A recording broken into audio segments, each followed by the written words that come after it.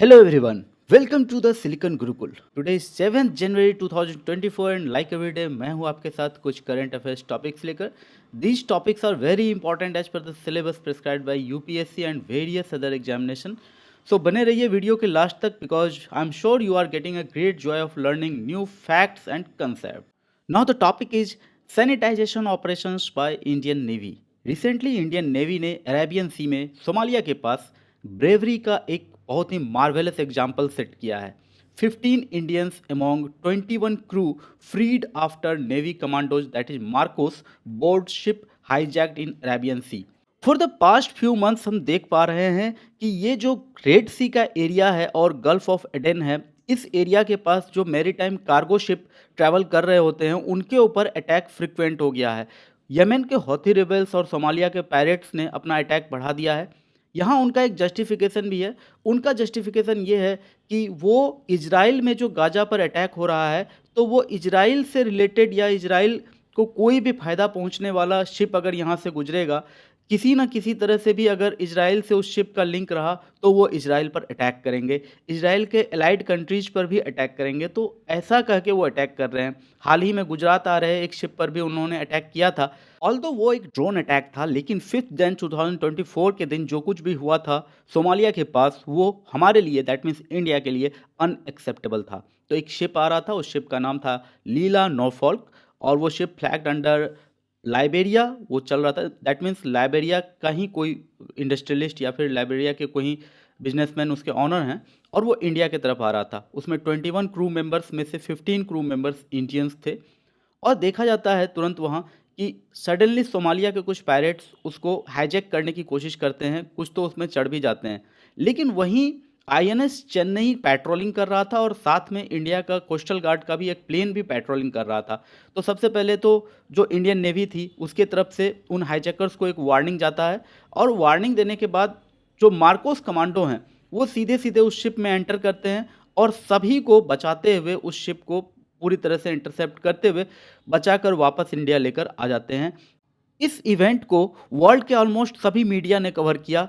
बहुत सारे कंट्रीज के वैसे मीडिया भी जो कभी इस तरह के न्यूज़ को कवर नहीं करते हैं उन्होंने भी इस न्यूज़ को कवर किया था. क्योंकि ये जो पायरेट्स होते हैं ये बहुत ही क्रूएल होते हैं. देखो, ये एक बार अगर किसी शिप को हाईजैक कर लेते हैं तो फिर इनकी डिमांड्स बहुत बड़ी होती है और इसके अलावा ये जो क्रू मेंबर्स होते हैं इनमें से बहुतों को मार देते हैं, उनके साथ बहुत ही बुरा सलूक करते हैं और फिर कभी कभी तो ये शिप को जला भी देते हैं अगर उनके मांग को पूरा होने में थोड़ी सी भी देरी हुई, क्योंकि ये आउट ऑफ द लॉ हैं. तो इनको किसी भी लॉ का कोई डर नहीं होता है. तो वहाँ इंडियन नेवी ने ब्रेवरी का एक न्यू डेफिनेशन सेट किया है पूरे वर्ल्ड के सामने. That's why it's a celebration moment for India and Indian navy. इस पूरे ऑपरेशन में 3 फैक्टर्स बहुत ही इंपॉर्टेंट रहे. INS Chennai and maritime patrol aircraft MPA P8I and Marcos commandos, ये 3 फैक्टर बहुत ही इंपॉर्टेंट रहे इस ऑपरेशन में. बात करें मार्कोस की तो मार्कोस सिर्फ इंडिया ही नहीं पूरे वर्ल्ड में सबसे प्रोफेशनल वॉरियर माने जाते हैं. चाहे वो बात करगिल वार की करो, चाहे वो इंडियन ओशियन की पेट्रोलिंग की बात करो, चाहे जम्मू कश्मीर सिक्योरिटी की बात करो, ये हर जगह एक्टिव होते हैं. इनके द्वारा हमेशा कोई ना कोई ऑपरेशन या मिशन एग्जीक्यूट किया जाता है and maximum of them are classified. उनमें से बहुत सारे क्लासिफाइड होते हैं या 1% कह लें या 2% कह लें, इतना ही इनके वर्क बाहर आ पाते हैं जो हमें पता चलता है. तो पता चलता है कि ये कितने प्रोफेशनल अपने वर्क में. और ये एक्टिव हैं 1987 से लेके अभी तक और 36 ईयर्स से इंडिया को ये सर्व कर रहे हैं. इनका जो इस्टेब्लिशमेंट हुआ था उसकी भी कहानी बहुत लंबी है. कभी इसके ऊपर एक डिटेल्ड वीडियो अगर लाया तो आपको बताऊंगा. स्पेशल फोर्सेस इनका टाइप है. हेडक्वार्टर है इनका आईएनएस कर्णा, विशाखापट्टनम, इंडिया. और इनका निक नेम होता है मगरमच्छ या फिर दाढ़ी वाला फौज. मोटो है the few the fearless. Okay, they are capable of operating in all type of environments at sea, in air and on land. लेकिन इनकी जो स्पेशलाइजेशन होती है वो ओशियन में सबसे अधिक होती है. That's why it is also nicknamed as मगरमच्छ. Now some brief information about maritime patrol aircraft. इस ऑपरेशन में इस पी-8I का बहुत इंपॉर्टेंट रोल था क्योंकि सबसे पहले इसी ने उस कार्गो शिप को जो हाईजैक हो रहा था उसके हाईजैकिंग को इसी ने इंटरसेप्ट किया था. और ये है ही उसी पर्पज़ के लिए बिकॉज ये एक सर्विलांस एंड रिकनाइसेंस रोल्स के लिए इसे बहुत ज़्यादा यूज किया जाता है. And it also operates in anti submarine warfare, anti surface warfare and intelligence. तो ये हर जगह काम आता है। Armed with torpedoes, harpoon and anti ship missiles and other weapons and many more features of this aircraft makes it a perfect maritime patrol aircraft। इसके अलावा अब INS Chennai की बात करें तो इसे मुंबई में बेस्ड मैजेगॉन डॉक लिमिटेड ने इंडिजिनियसली बनाया था। डिजाइन और डेवलपमेंट और कंस्ट्रक्शन सब कुछ इसका इंडिया में हुआ है। कोलकाता क्लास थर्ड शिप है, ये थर्ड एंड लास्ट शिप है। ये एक स्टील्थ मिसाइल डिस्ट्रॉयर है। इसे 21 नवंबर 2016 में कमीशन किया गया था। INS Chennai is armed with vertical launch, long range surface to air and surface to surface missile systems। जैसे ब्रह्मोस है, सुपरसोनिक ब्रह्मोस है, बराक 8 है, तो long range surface to air missiles इस डिस्ट्रॉयर से, इस शिप से छोड़े जा सकते हैं। और ship is equip to fight under nuclear, biological and chemical warfare conditions. और इसे मॉडर्न सर्विलेंस रडार से भी फिट किया गया है। 350 टू 400 पीपल इसमें ट्रैवल कर सकते हैं। इसकी वेट की अगर बात करें तो 7500 टन्स है। लेंथ इसकी 163 मीटर्स है। बीम इसकी 17.4 मीटर्स है। And it has an anti submarine warfare capabilities, जिसके द्वारा ये कुछ टॉर्पीडो भी लॉन्च कर सकता है। और ये सब कुछ इंडिजिनसली डेवलप्ड है and we are proud of it. So this was the topic जहां इंडियन नेवी ने इतना बड़ा कारनामा करके दिखाया है। सिंस हमने अरेबियन सी के बारे में इतना कुछ अभी पढ़ा है, तो अरेबियन सी में ही लोकेटेड लक्षद्वीप आइलैंड पर नरेंद्र मोदी का ये पिक्चर पूरे दुनिया में वायरल होता जा रहा है। सो देखते हैं हम थोड़ा सा मैप में आकर इसे कि ये एक्चुअली यहाँ क्या मामला है। सबसे पहले देखो, अरेबियन सी में यहाँ आपको मालदीव दिख रहा है, और इंडिया के साउथ वेस्ट में यानी मालदीव के नॉर्थ में यहाँ आपको लक्षद्वीप दिख रहा है। और इसके ये इतने सारे सिटी हैं, मिनीकॉय, कवारत्ती, अगत्ती, अमीनी, इस तरह से बहुत सारे इसके सिटीज़ हैं। तो हुआ ये है कि जब से मालदीव में नवंबर 2023 में मोहम्मद मोइज्जू यहाँ के प्रेसिडेंट बने हैं, तो ऐसा देखने को मिल रहा है कि वो चाइना से बहुत इन्फ्लुएंस्ड है। और चाइना मालदीव को बार बार प्रेशराइज कर रहा है कि वो इंडिया से अपना रिलेशन ख़राब करे।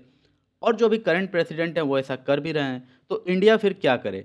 तो इंडियन प्राइम मिनिस्टर ने एक्सप्लोर करने की कोशिश की है लक्षद्वीप को। और लक्षद्वीप सच में अगर देखा जाए तो मालदीव का जो सबसे बड़ा इनकम का सोर्स है वो सिर्फ और सिर्फ टूरिज़्म से है। और टूरिज़्म सच में यहाँ इन्होंने टूरिज़्म इंफ्रास्ट्रक्चर अच्छे से डेवलप भी किया है। लेकिन अगर बात करें लक्षद्वीप की, तो लक्षद्वीप भी अगर ब्यूटी की बात करें, नेचुरल ब्यूटी की बात करें, तो लक्षद्वीप भी कम सुंदर नहीं है मालदीव से। तो पीएम मोदी का जो ये इनिशिएटिव रहा, वो जो वहाँ जाकर बहुत ही अच्छे से यहाँ एंजॉय कर रहे हैं और लोगों को देखने को मिल रहा है कि हाउ ब्यूटीफुल इज लक्षद्वीप। तो इससे हो सकता है आने वाले समय में लक्षद्वीप में हमारा जो टूरिज़्म कैपेसिटी है वो इंक्रीज हो और हम भी वहाँ सोच पाएँ। देखो, सबसे बड़ा रीज़न क्या होता है ना, हमने बहुत कुछ सोचा। हमने ये सोचा कि अगर हम लक्षद्वीप में कुछ भी टूरिज़्म इंफ्रास्ट्रक्चर क्रिएट करते हैं तो शायद यहाँ का इन्वायरमेंट को ये निगेटिवली इम्पैक्ट करे। क्योंकि आपको पता होना चाहिए कि करंटली यहाँ 11 आइलैंड्स हैं, जो कि बहुत ही मेन आइलैंड्स हैं, वो 11 हैं। पहले यहाँ और भी ज़्यादा आइलैंड्स हुआ करते थे, लेकिन सी लेवल राइज करने के कारण ये आइलैंड्स डूबते चले गए। इसलिए हम यहाँ किसी भी तरह का इंफ्रास्ट्रक्चर डेवलप करने से पहले 50 बार सोचते हैं। लेकिन मालदीव्स ने ऐसा कुछ भी नहीं सोचा। तो उसके पास आज इंफ्रास्ट्रक्चर है, सब कुछ है, तो वो टूरिज़्म को इनवाइट करता है, खूब पैसे कमाता है। तो देखो, इससे एक और बात होगी कि हम इंडियंस कहीं ना कहीं अब लक्षद्वीप को भी अपना एक ऑप्शन लेकर चलेंगे, क्योंकि बहुत ज़्यादा पैसा खर्च होता है मालदीव्स जाने में। अगर हम इंडिया में रहें और कम से कम वीज़ा का जो रिक्वायरमेंट है उसको भी दूर करके अपने कंट्री में अगर हॉलीडे प्लान करें तो वो शायद ज़्यादा बेहतर होने वाला है। सो this was a plan of Narendra Modi perhaps. Now the topic is XPO-SAT mission. It's a great news coming from ISRO on 1st Jan 2024. So नए साल के आगाज के साथ इसरो ने एक नया धमाका करके दिखाया है। इसरो ने लॉन्च किया है first X-ray polarimeter satellite to study X-ray polarisation and its cosmic sources, जैसे black holes, neutron stars and magnetars. आपको यहाँ बता दूं कि ये इसरो का पहला एक्स-रे पोलारीमीटर सैटेलाइट है एंड वर्ल्ड का ये दूसरा है। इससे पहले नासा ने भी भेजा था, 2021 में नासा ने ऐसा सैटेलाइट एक भेजा था जो एक्स-रे पोलारीमीटर सैटेलाइट था एक्चुअली।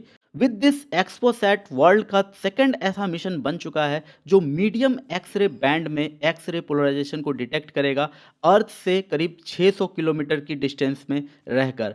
और इससे पहले नासा का ऐसा एक सैटेलाइट भेजा गया था जिसका नाम था X-ray polarimetry explorer, imaging X ray polarimetry explorer IXPE। और ये इसरो का जो है एक्सपोसैट, ये सेकंड हो चुका है। इसरो के हर मिशन के तरह इस मिशन में भी एक और बात होनी ही है, वो है इसके इकोनॉमी की। देखो, जब IXPE लॉन्च किया गया था 2021 में, तो उसमें करीब 1200 करोड़ रुपए खर्च आए थे। रुपए में बात कर रहा हूँ मैं, 1200 करोड़ रुपए के आसपास खर्च आया था, जितना मुझे याद आ रहा है, तो 1200 करोड़ ही खर्च आया था। लेकिन जब इंडिया ने इसको लॉन्च किया, इसरो ने इसे लॉन्च किया, तो इसरो ने ये कारनामा करके दिखा दिया मात्र 250 करोड़ में। तो ये अपने आप में एक जो माइलस्टोन हमेशा इसरो सेट करता है कि किफ़ायत दाम में, कम से कम ईंधन को खर्च करते हुए, कम से कम इन्वायरमेंट को नुकसान पहुंचाते हुए कैसे काम करना है, तो इसरो को तो इसमें महारत हासिल हो गया है। टोटल कॉस्ट नासा का कुछ भी हो, इसरो उसके 1/5 में या फिर 1/6 में काम करके दिखा देता है। Now another fact about XPoSat. आपको पता है कि 2015 में एस्ट्रोसैट भेजा गया था, और 2023 में आदित्य L1 भेजा गया था, और अब ये एक्सपोसैट। आपको ये पता होना चाहिए कि ये तीनों के तीनों स्पेस बेस्ड ऑब्जर्वेटरी हैं। तो अगर क्वेश्चन आपसे कोई करे कि सबसे पहला स्पेस बेस्ड ऑब्जर्वेटरी कौन सा है, तो एस्ट्रोसैट है। सेकंड कौन सा है, तो आदित्य L1 है। And third is XPoSat. इस मिशन को लॉन्च करने में PSLV C58 रॉकेट का यूज किया गया था। ये PSLV का 60th फ्लाइट था, 60वां फ्लाइट था ये PSLV का, और PSLV DL वेरिएंट का ये 4th फ्लाइट था। आपको पता होना चाहिए कि PSLV ने अब तक 57 सक्सेसफुल फ्लाइट्स दे चुका है, और 2 फ्लाइट्स इसका केवल अनसक्सेसफुल हुआ था, और 1 पार्शियल सक्सेसफुल हुआ था। And the most important fact, ये जो एक्सपोसैट है, इसे इंडिया ने इंडिजिनसली बनाया है and entirely built by 2 Bengaluru based institutes. पहला है इसरो का UR Rao satellite centre, and दूसरा रमन रिसर्च इंस्टीट्यूट। एक्सपोसैट का डेवलपमेंट शुरू हो गया था 2008 में, और 2015 में इसरो के भीतर एक इंटरनल एग्रीमेंट भी साइन हो चुका था। And now in 2024 we are getting this news कि इसरो ने सक्सेसफुली एक्सपोसैट को लॉन्च कर दिया है। जल्द ही हमें इसके कुछ और रिजल्ट्स भी देखने को मिलेंगे। अब बात करते हैं इसमें क्या क्या पेलोड्स हैं, क्या क्या इंस्ट्रूमेंट्स हैं। तो पॉलिक्स और एक्सपेक्ट, ये 2 इंस्ट्रूमेंट इसमें बहुत ही इंपॉर्टेंट हैं, एक्सपेक्ट एंड पॉलिक्स। तो एक्सपेक्ट क्या करेगा, तो देखो, expect will study the electromagnetic spectrum generated by different matter. अब हम देखेंगे थोड़ी देर में, अभी आपको बताऊंगा कि ये एक्चुअली करेगा क्या। मैं आऊँगा उस पर कि ये जो ब्लैक होल्स का स्टडी है ये कैसे करेगा। ये तो पूरा पूरा डेडिकेटेड है कि ब्लैक होल्स का स्टडी अच्छे से कर पाए, और फिजिक्स के जो भी कुछ मिस्ट्रीज हैं, सीक्रेट्स हैं, वो बाहर आ पाए यूनिवर्स को, स्पेस को स्टडी करने के बाद। And another is पॉलिक्स। पॉलिक्स का काम होगा 40 ब्राइट एस्ट्रोनॉमिकल सोर्सेस को ऑब्जर्व करना। जितने भी पास के एस्ट्रोनॉमिकल सोर्सेस हैं जो कि बहुत ही ज़्यादा ब्राइट हैं, उनको ऑब्जर्व करना, और साथ ही साथ एक्सपेक्ट इसको हेल्प करेगा कि वो जो इलेक्ट्रोमैग्नेटिक स्पेक्ट्रम जनरेट किए जाएंगे डिफरेंट मैटर्स के द्वारा, उसी ब्राइट एस्ट्रोनॉमिकल सोर्सेस के पास, उसको स्टडी करेगा एस्पेक्ट। तो इस तरह से ये दोनों मिलकर काम करने वाले हैं, ठीक है। तो हम अब देखने वाले हैं कि आखिर इतना क्यों इंपॉर्टेंट है इसका स्टडी। तो देखो, सबसे पहले इसमें मैं life cycle of A star आपको बताता हूँ। ये एक स्टेलर नेबुला है, स्टार फॉर्मेशन से पहले का स्टेट, ठीक है। जैसे ही ये स्टेलर नेबुला ग्रेविटेशन के कारण कोलैप्स करता है, तो ये एक एवरेज स्टार बनेगा या फिर मैसिव स्टार बनेगा। हमारा सन जो है वो एक एवरेज स्टार है, ओके। तो वो छोटा है, मैसिव स्टार बड़ा होता है। एवरेज स्टार का जैसे जैसे लाइफ बढ़ेगा, जैसे जैसे उसके ग्रेविटेशन के कारण उसमें कॉन्ट्रैक्शन आएगी, क्योंकि देखो, कोई भी बॉडी है, अर्थ का भी जो अपना ग्रेविटेशन है उसके सेंटर से लग रहा है, और यही कारण है कि उसके ग्रेविटेशन के कारण आपको पता होना चाहिए कि कुछ ग्रेविटेशन के कारण और कुछ कन्वेक्शन करंट के कारण यहाँ पर टेक्टोनिक मूवमेंट होता है। आपको अर्थक्वेक, वोल्केनो वगैरह वगैरह देखने को मिलते हैं। ठीक उसी तरह से सन में भी ग्रेविटेशनल कॉन्ट्रैक्शन होगा, और धीरे धीरे धीरे क्या होगा, जब इसके सारे के सारे हाइड्रोजन हीलियम बन जाएंगे, तो वो हीलियम थोड़ा भारी होने के कारण इस तरह से रेड जायंट के रूप में दिखेगा। ये थोड़ा बड़ा पिक्चर बन गया है, लेकिन ये इस तरह से रेड जायंट बन जाएगा। मैसिव स्टार के भी साथ यही होगा।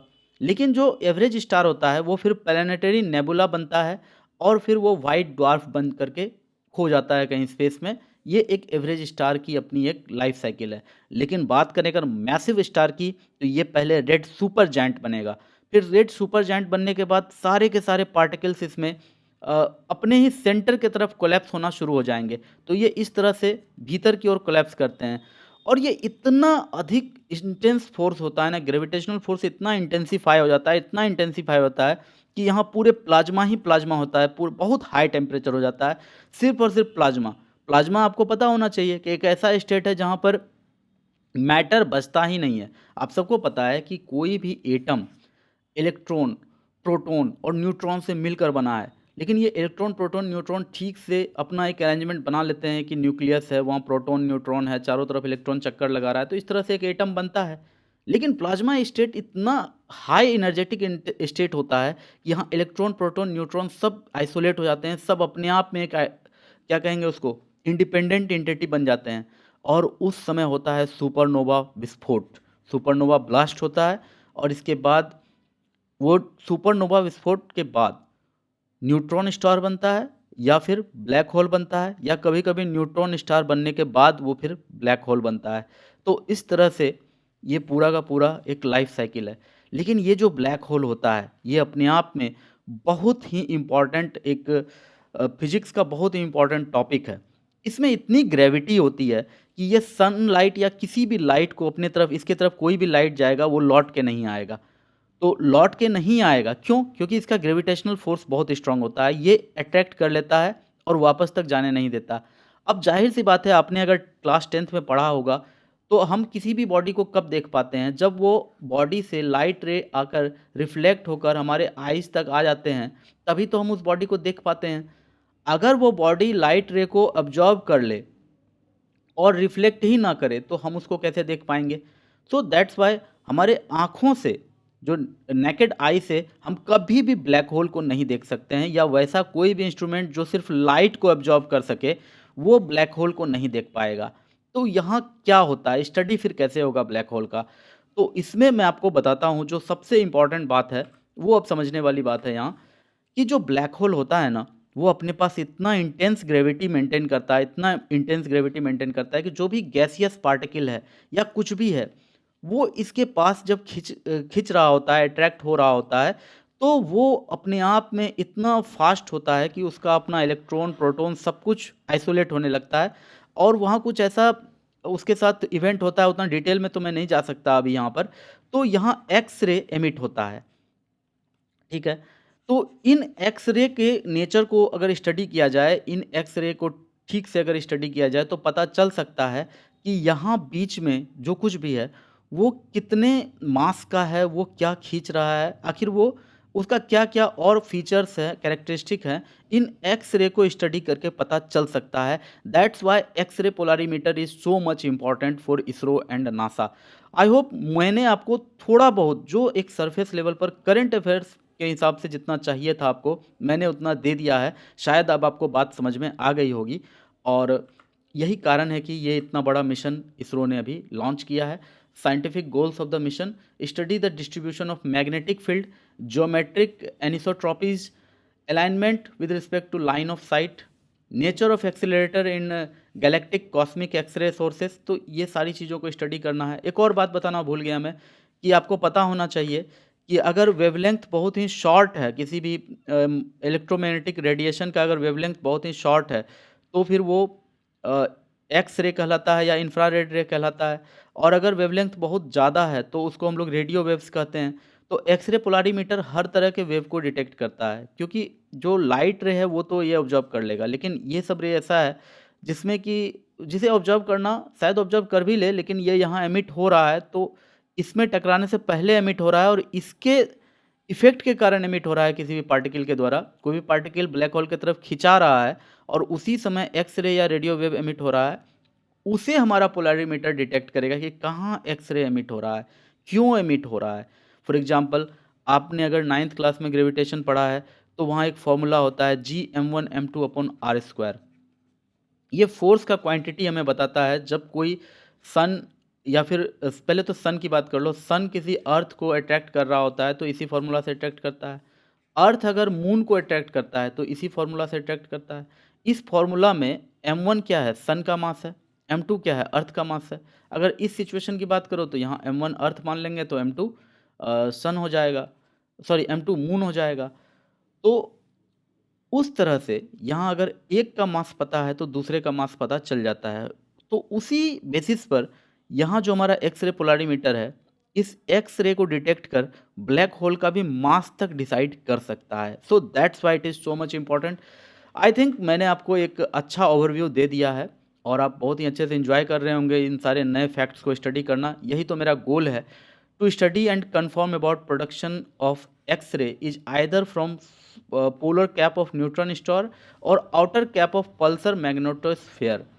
तो देखो वही बात है कि यहाँ जो भी एक्स-रे प्रोड्यूस हो रहा है, चाहे वो न्यूट्रॉन स्टार के कैप से प्रोड्यूस हो रहा है या फिर मैग्नेटोस्फेयर से प्रोड्यूस हो रहा है, उन सब को भी स्टडी करना इसका एक पर्पज़ है। क्योंकि ब्लैक होल बनने से पहले कोई भी स्टार क्या होता है, एक न्यूट्रॉन स्टार होता है या फिर मैग्नेटो स्टार होता है, तो उसको भी स्टडी करना इस एक्स-रे पोलरिमीटर का एक इम्पॉर्टेंट वर्क है। रिसेंटली इंडिया के स्टेट ऑन्ड खनिज Videsh India limited that is काबिल ने अर्जेंटीना के एक माइनिंग कंपनी कैमियन के साथ एग्रीमेंट साइन किया है and this is a draft exploration and development agreement, जिसका पर्पज है for possible acquisition and development of 5 odd lithium blocks.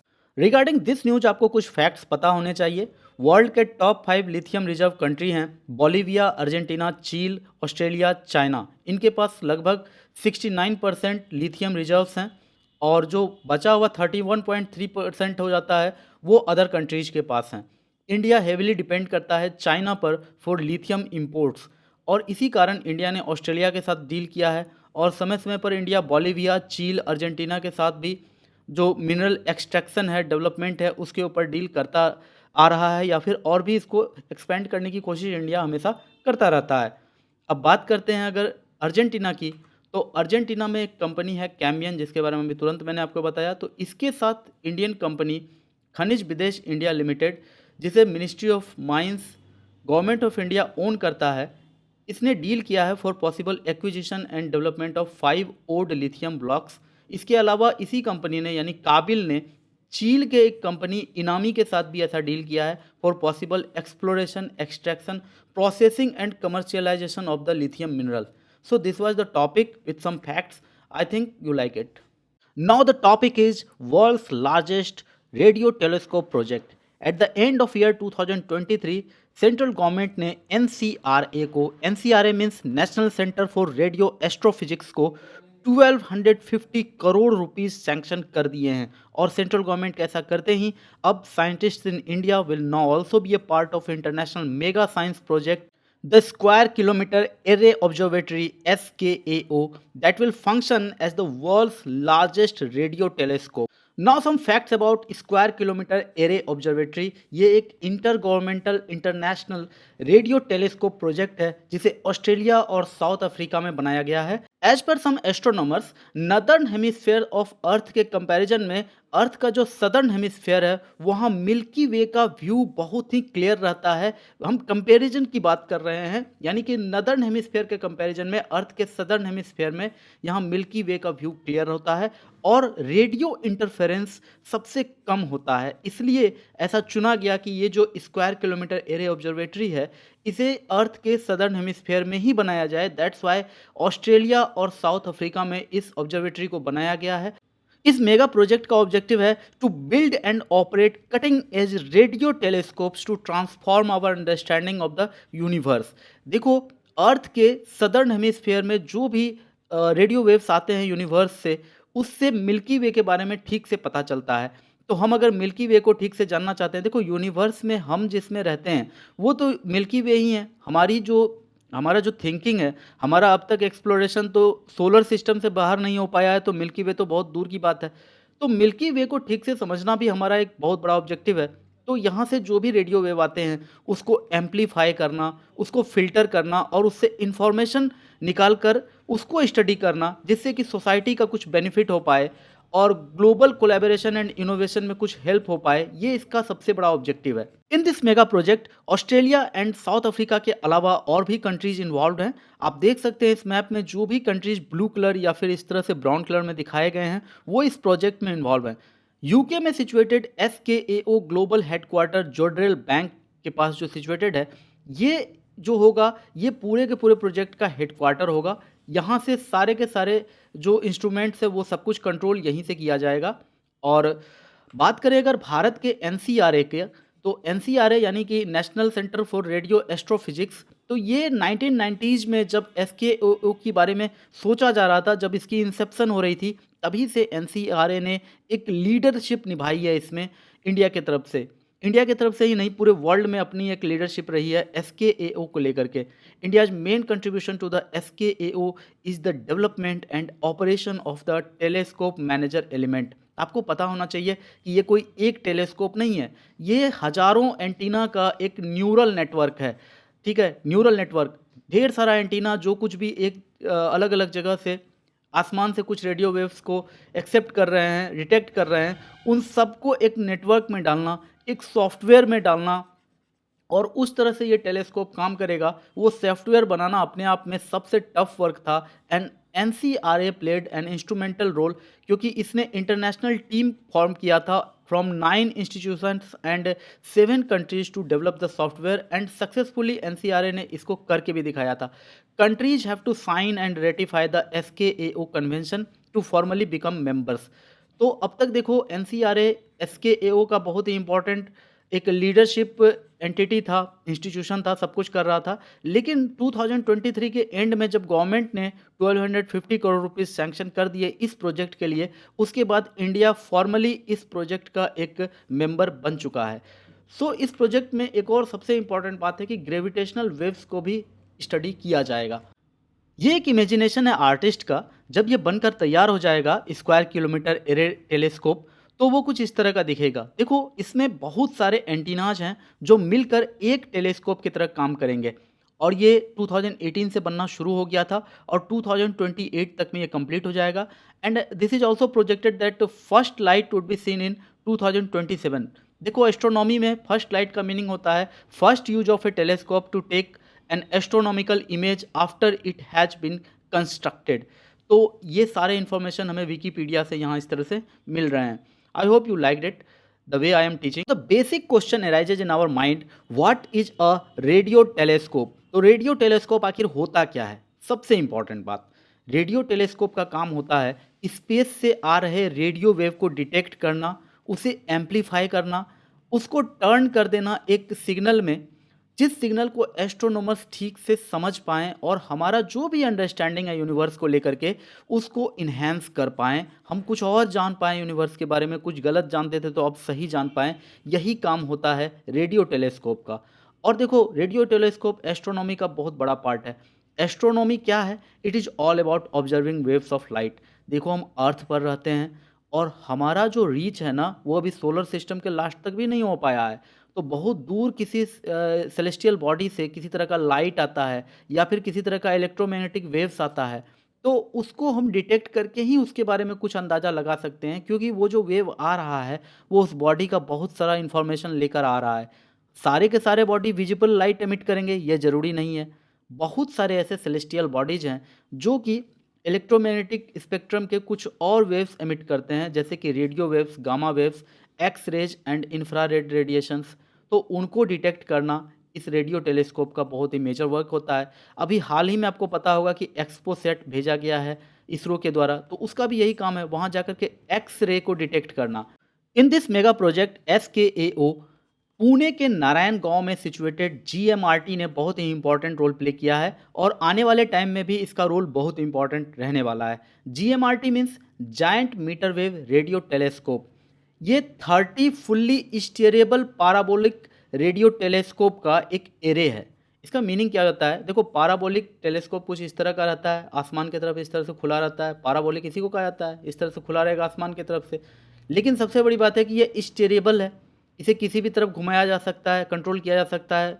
Obviously किसी कंट्रोल रूम में बैठे हुए साइंटिस्ट ही इसे कंट्रोल करेंगे, हाथ से कोई नहीं घुमाएगा, तो इसे स्टीयर किया जाएगा। और each of the telescope is of the diameter 45 metre. तो अपने आप में बहुत बड़ा एरिया हो जाता है ये 45 मीटर। पता नहीं 5-6 BHK तो आराम से इसमें आ जाएंगे। तो इतने बड़े बड़े टेलीस्कोप हैं and they are 30 in number. तो 30 ऐसे ऐसे टेलीस्कोप जो स्काई हैं, स्काई से आ रहे रेडियो वेव्स हैं, उनको स्टडी करते हैं, ऑब्जर्व करते हैं, डिटेक्ट करते हैं और इस तरह से अपना काम करते हैं। ये मीटर वेवलेंथ्स के भी रेडियो वेव्स को डिटेक्ट कर लेते हैं। Low frequency radio waves that helps investigate various radio astrophysical problems. तो इन सबको ये डिटेक्ट कर पाता है। इसके अलावा एक और जो इसका सबसे बड़ा स्पेसिफिकेशन है, मार्वेलस स्पेसिफिकेशन, कि ये नियर बाय सोलर सिस्टम के जो भी रेडियो वेव्स हैं, रेडियो एस्ट्रोफिजिकल प्रॉब्लम्स हैं, उनको तो स्टडी कर ही सकता है, लेकिन ये ऑब्जर्वेबल यूनिवर्स के एज में भी जाकर ऑब्जर्वेशन कर सकता है। ये अपने आप में बहुत बड़ी बात है, क्योंकि ऐसा इतना powerful telescope USA, China, Japan, इन सब कंट्रीज के पास होता है और इंडिया के पास ये बहुत पहले से है। और एनसीआरए की बात करें तो ये ऑपरेशनल हुआ था इन द ईयर 2000 में, और एनसीआरए ही इस जीएमआरटी को कंट्रोल करता है, इसी के अंडर ये काम करता है। NCRA is a part of Tata institute of fundamental research and it is a premier institution, research institution in the field of radio astronomy located in the Pune University campus, जहाँ ये GMRT भी located है। and this center यानी कि ये जो NCRA है, इसका roots हम TIFR में देख सकते हैं, set up in the early 1960s under the leadership of Professor Govind Swarup. One of the prestigious goal of this mega project is to study the gravitational waves.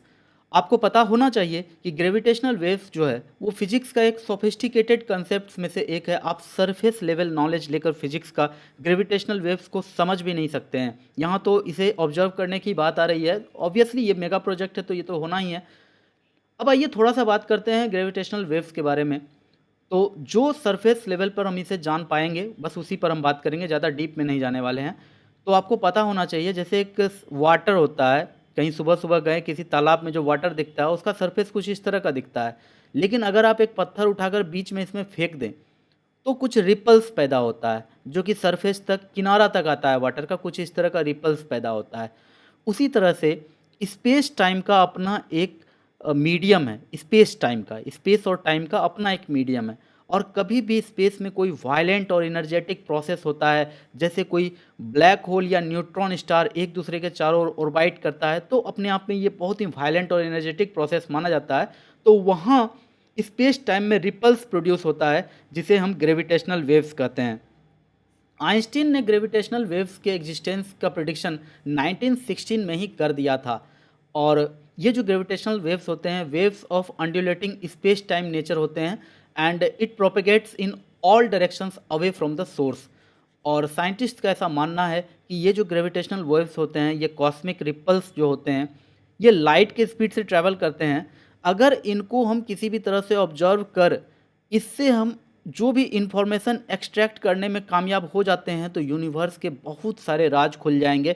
Even gravity के भी बारे में हमें पता चल जाएगा कि आखिर ग्रेविटी के कारण एक बॉडी दूसरे बॉडी को क्यों अट्रैक्ट करता है। ये राज भी हमें ग्रेविटेशनल वेव्स के ठीक से स्टडी करने पर पता चल जाएगा। करेंटली ग्रेविटेशनल वेव्स को स्टडी करने के लिए world's largest gravitational wave observatory USA में लोकेटेड है। यूएसए में ये जो लीगो है, that means laser interferometer gravitational wave observatory, ये ग्रेविटेशनल वेव्स को स्टडी करने वाला दुनिया का सबसे बड़ा ऑब्जर्वेटरी है। यूएसए के दो सिटी हैनफोर्ड वाशिंगटन और लिविंगस्टन लॉजियाना में इस ऑब्जर्वेटरी के दो नोड्स हैं, और दोनों के दोनों नोड्स ग्रेविटेशनल वेव्स को डिटेक्ट करते हैं। कुछ इसमें इंटरप्रिटेशन होता है, यहाँ 6 स्टेजेज आपको दिखाए गए हैं, और ये 6 स्टेजेज में एक दूसरे से इंटरप्रेट करता है और ग्रेविटेशनल वेव्स से कुछ इन्फॉर्मेशन एक्सट्रैक्ट आउट कर पाता है। और ऐसा न्यूज़ अभी हाल ही में आया है, इसी न्यूज़ के साथ ये जो SKAO में इंडिया के शामिल होने का न्यूज़ है। इसके अलावा एक और न्यूज़ है कि महाराष्ट्र में ही पुणे के पास इस लीगो का तीसरा नोड बनने जा रहा है। So that's another good news. Now the topic is graphene. Recently Georgia institute of technology के कुछ रिसर्चर्स ने फर्स्ट फंक्शनल सेमीकंडक्टर बनाया है यूजिंग ग्राफीन। तो ये एक बहुत ही इंपॉर्टेंट टॉपिक हो जाता है कि ग्राफीन क्या है और सेमीकंडक्टर में इसका क्या रोल है, या फिर अगर आपको ना पता हो तो सेमीकंडक्टर भी क्या है आपको पता कर लेना है इस टॉपिक में। देखो, आप कुछ भी यूज करते हैं जो डिजिटल है, अपने आप में जो कुछ भी डिजिटल है अगर आप यूज कर रहे हैं, चाहे आप अगर इस वीडियो को जिस भी प्लेटफॉर्म पर देख रहे हैं, जिस भी डिवाइस से देख रहे हैं, लैपटॉप हो, मोबाइल हो, टैबलेट हो, किसी भी जगह आप देख रहे हैं, LED टीवी हो, तो वो अपने आप में डिजिटल है। तो पक्का रखना कि वो सेमीकंडक्टर से मिलकर बना हुआ है। सेमीकंडक्टर से ही कोई डिजिटल डिवाइस बन पाता है, और सेमीकंडक्टर अभी प्रेजेंट टाइम में सिर्फ और सिर्फ सिलिकॉन से बन पाता है। And this video, you can access this video only on digital device, that's why you are studying in silicon gurukul। Okay, तो ये नाम कैसे मेरा सिलिकॉन गुरुकुल है, मैंने क्यों रखा है, शायद आपको इस टॉपिक से ये भी पता चल गया हो। अब आइए बात करते हैं थोड़ा, जैसे जैसे समय बीत रहा है हमारा डिमांड बहुत बढ़ता जा रहा है सेमीकंडक्टर से, डिजिटली भी हमें अब ज़्यादा कुछ फैसिलिटीज चाहिए, and silicon is not able to match our demand. हमारा डिमांड जितना हो रहा है सिलिकॉन अब उसे पूरा नहीं कर पा रहा है। दैट्स वाई साइंटिस्ट ने एक नया मटेरियल तैयार किया है और उसका नाम दिया गया था graphene.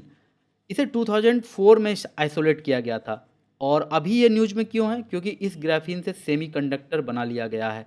So this could be a big revolution in coming time. तो सेमीकंडक्टर ग्राफीन की बात कर लेते हैं। अब ग्राफीन एक 1 atom thick layer of carbon atoms है, तो इसकी थिकनेस 1 एटम जितनी होती है, यानी कि एक शीट होगा अगर ग्राफीन का, तो उसकी जो थिकनेस है वो उसके 1 एटम के जितना पतला होता है। कहा जाता है world's thinnest material, only 1 atom thick, 1 million times thinner than human hair, very strong, stronger than steel and diamond, excellent conductor of heat and electricity, almost perfectly transparent, observes only 2% of light, impermeable to gases। इतने सारे features और properties है graphene के। Building block of graphite, ये जो pencil के नोक में आपको दिखता है ना टिप पर, वो जो ग्रेफाइट होता है उसका बिल्डिंग ब्लॉक होता है ग्राफीन। आप सबको पता होगा कि ग्रेफाइट और डायमंड ये कार्बन के दो फॉर्म्स हैं, दो एलोट्रॉप्स हैं। तो उसी ग्रेफाइट का जो बिल्डिंग ब्लॉक कार्बन्स होते हैं ना, वो कार्बन को कहा जाता है ग्राफीन। ग्राफीन के अपने रेयर प्रॉपर्टीज के कारण इसका यूज और एप्लीकेशन अलग अलग फील्ड्स में होता है। इसका मैकेनिकल स्ट्रेंथ इतना अधिक है कि ये अदर मटेरियल्स का भी स्ट्रेंथ को बढ़ा सकता है। रिसेंटली बुलेट प्रूफ जैकेट्स में ग्राफीन का यूज खूब होने लगा है। थर्मल एप्लीकेशंस की बात करें तो इसका यूज हीट सिंक्स में खूब होने लगा है। हीट स्प्रेडिंग सॉल्यूशंस में इसका यूज अच्छा खासा अब होता है। अगर इससे एलईडी बनाया जाए आने वाले समय में, तो ये more efficient and longer lasting होने वाला है as compare to that of silicon. Energy storage की बात करें तो वर्ल्ड का थिनेस्ट मटेरियल होने के कारण इसका surface area to volume ratio कम है, and it is a promising material for use in batteries and super capacitors, and it may enable batteries and supercapacitors that can store more energy and charge faster too। It has a lot of promise to additional applications, anti corrosion coatings and paint में इसका use हो सकता है, क्योंकि ये anti corrosion होता है, जंग लगने नहीं देगा। Efficient and precise sensors, faster and more efficient electronics, flexible displays, efficient solar panels, faster DNA sequencing, drug delivery and many more. So this was about graphene. बहुत एक काम का ये एक मटेरियल है जिसे ह्यूमंस ने 2004 में आइसोलेट किया था सबसे पहले, तब से ये ह्यूमन के काम ही आ रहा है अलग अलग फील्ड में।